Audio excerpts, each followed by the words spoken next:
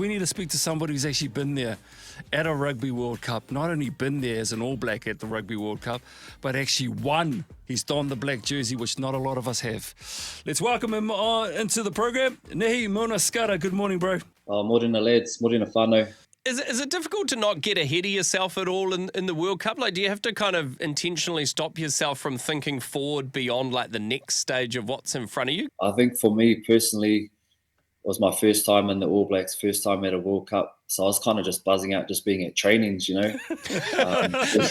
Just getting all the free gear. You're like, that's amazing.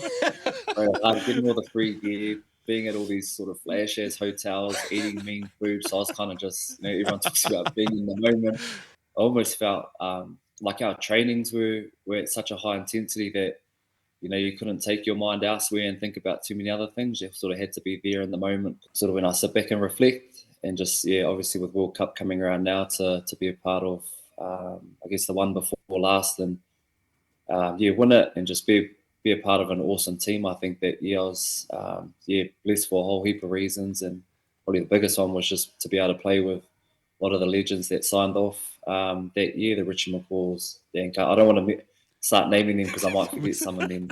Some people would argue that the 2015 All Blacks was maybe one of the greatest teams to ever, assemble. What was it like being a part of that team, and how important is kind of the team culture in the All Blacks that they try and sort of foster? I think they work well and they're successful when players are sort of leading the messaging, the behaviours, the standards. It's not so much, I guess, the management and the coaching group.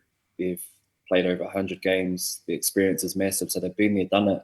So you kind of just have to follow them, and they lead the way pretty much through their actions, through their words, and they set pretty high standards that I guess, again, looking forward to this week. The motivation within the group to be the best they can and keep improving is probably more than what the outside noise and the outside pressure is. As the actual All Blacks yourselves, when you're playing, is every opponent and every game taken in your prep for that team to the same level?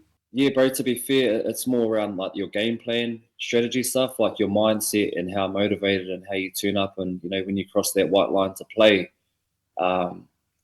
I guess your standards as an All Black and who you're representing, your family, the country, what it means, you always got to set your bar really, really high, no matter who you're playing. And so that sort of drives the boys more than, I guess, who the opposition is. And in terms of the opposition itself, it's probably just looking at how they play, a few opportunities, some of the challenges that they'll present. But in saying that, like Argentina, I think they beat us last year at home. No stranger to big games. I think he was the coach of the World Cup of the Aussie team at the 2015 World Cup. There's a Kiwi connection with David Kidwell and their coaching team. And they're just passionate people. They're, on their day, they can turn it on. And obviously, they've gone pretty well to make it to this point in the tournament. So we definitely won't be taking them any lightly than any other opposition. And just understanding what it means to be an All Black and what those standards are when you put that black jersey on. Big challenge this weekend, and then go again next week and bring it home.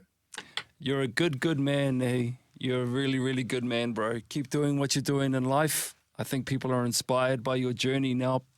I know you're still playing a little bit of footy, but I think there are bigger things that you've inspired people to do and believe in. So keep doing it, and thanks for joining us on the Morning Wake Up, bro.